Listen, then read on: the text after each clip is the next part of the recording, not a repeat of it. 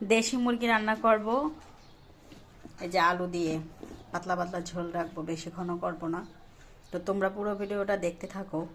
এখানে প্রায় 3.5 কেজির মতো ওজন একটা মুরগি এনেছে। এটা আমি কেটে ধুয়ে পরিষ্কার করে নিয়েছি। তো পুরো ভিডিওটা দেখতে থাকো, আমার সাথেই থাকো। দেশি মুরগি যেহেতু একটু শক্ত, তাই আমি প্রথমে কড়াইতে কষাই নেব, তারপর আমি প্রেসার কুকারে দেব।